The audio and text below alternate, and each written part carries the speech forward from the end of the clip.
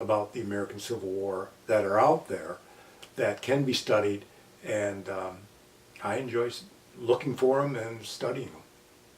Whether it's in a book, whether it's on a battlefield, a preserved battlefield, or whether it's reenacting on the weekends. Yeah. The next one, last one.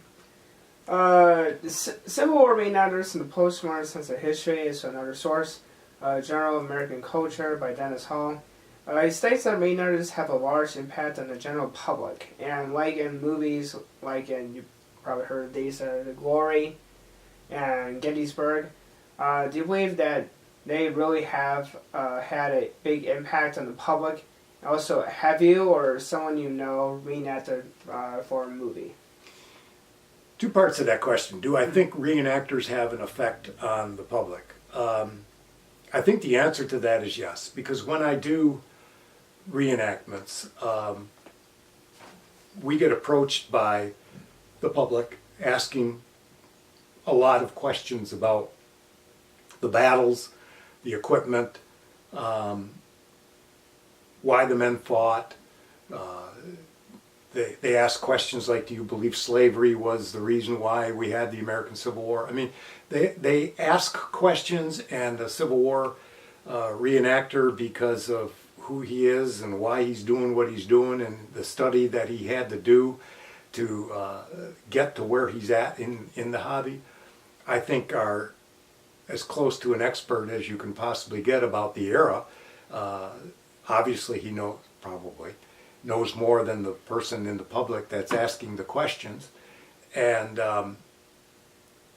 I've heard, many times that American history is not being taught in our high schools like it was back when I was a kid. And I like meeting with the public and answering their questions, the ones that I can, about the American Civil War, and giving them the knowledge that I have about the war. And some of them are really intrigued that the way they fought, how they fought, what they ate, what they did.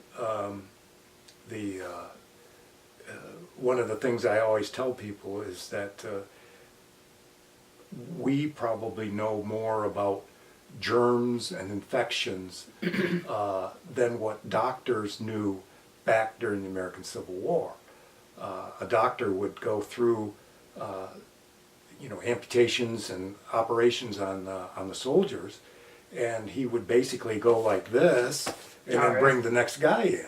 Mm-hmm. And they'd throw the utensils that they used, the saws, the scalpels, into a bucket of water, and then they'd pull that out of the bucket and then operate on the next guy. And then go like this and operate on the next guy. So if you've ever had an operation today, I mean, it's pretty darn clean.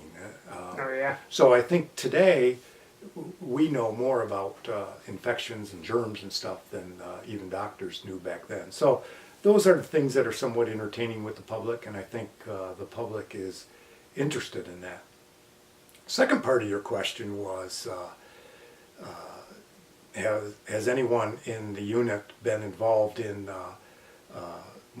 movies? And several of the guys that are in my unit have been in extras in movies. There's been two that I've been an extra in.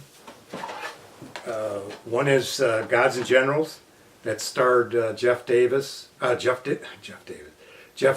Stephen Lang, and Robert Duvall. And I was an extra in the Bull Run sequence of the battle.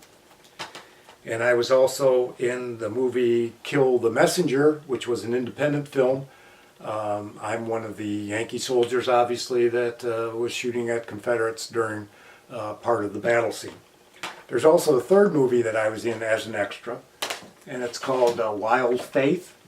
It was filmed, I think, 2 years ago, and it's still making its way through the theaters. Oh, yeah. And it's supposed to come out on DVD at the end of May this year, the end of May. So I'm looking forward to seeing that, see if I got my face or my picture or my person in any of the scenes. I don't know yet whether I made it. I mean, they did a lot of filming. We were out there for a full day filming up in middle part of Michigan. So we'll see if I made it into the movie or my best acting is on the editor's floor. Still waiting for that Academy Award nomination to come, but it hasn't come yet. But one of the things that was interesting about the battles that we fought as extras in these movies is the directors are not as interested in getting it right as they are about what it's going to look like on the film. Let me give you an example. There was, during the filming of Gods and Generals, there was a young reenactor there that was wearing sunglasses. And the director came up and said to the reenactor, "You have to remove those sunglasses." And the reenactor got into an exchange with the director saying that, well, these aren't really sunglasses. These are what they used to wear because some people had what was called consumption, but it was tuberculosis. They had the sunlight hurt their eyes, so they would wear like smoked glass that looked like sunglasses. So the director said to the young reenactor, he says, "I understand that, but I don't want sunglasses in my film." And the reenactor kept arguing with him. And the director said, "Thank you for coming to the movie. We will not be needing your services any longer," and kicked the guy off the set. So whether or not Civil War soldiers wore these smoke glasses, I don't really know. I've never seen a picture of a Civil War soldier with sunglasses on. In an army with 3 million men, I would assume maybe there were some men that had smoke glasses on. But for purposes of the movie, the director didn't want a soldier marching around on film with sunglasses on, or smoke glasses, so he excused him from being part of the movie. The other thing is that the directors, when they're getting ready to shoot a scene, the scene that I was in, when the ground charges go off that signify a cannonball is coming in from the Confederate batteries, they put ground charges in the ground, and there's an electric device that somebody off screen is deciding when they're going to explode. Well, the ones that they were using during the filming of Gods and Generals, they would make like a sound. It wasn't a like you hear in the movie. It was like a sound.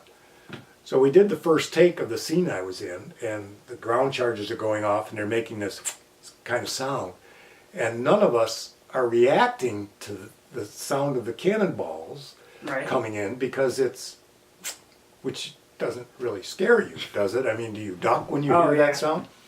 So the director comes out onto on the battlefield and says, "Cut, cut, cut! You guys are hearing all these cannonballs going off and you don't look scared. You gotta look scared." So we said, "Oh, okay." So they put more ground charges in the ground, and we redo the scene, second take, and so then when the sound goes, all of us are like ducking like this and ducking like this, and when the scene was over, the director comes onto the scene and says, much better, you guys look scared."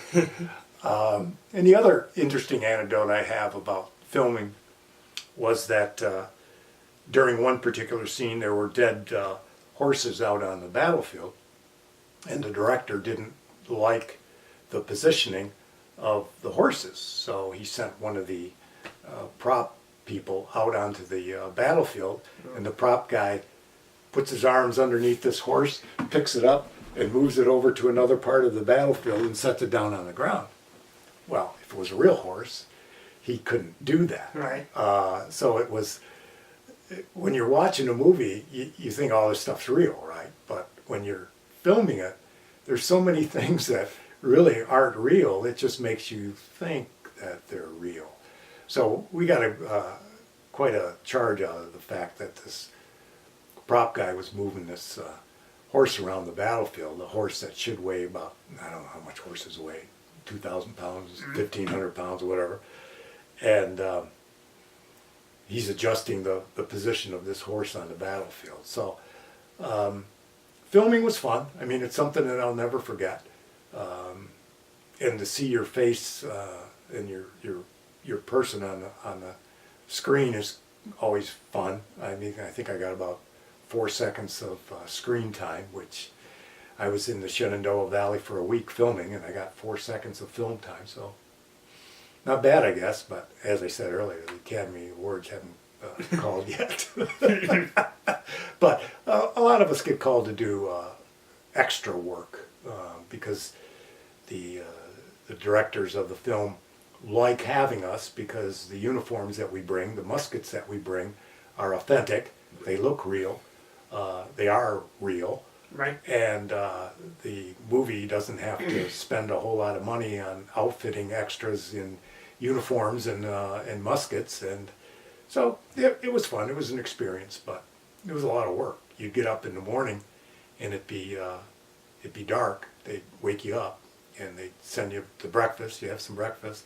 And then they send you out on the battlefield. It's still dark. And as soon as the sun comes up, boom, they start filming. And they're filming until lunch. And they give you a half-hour break for lunch.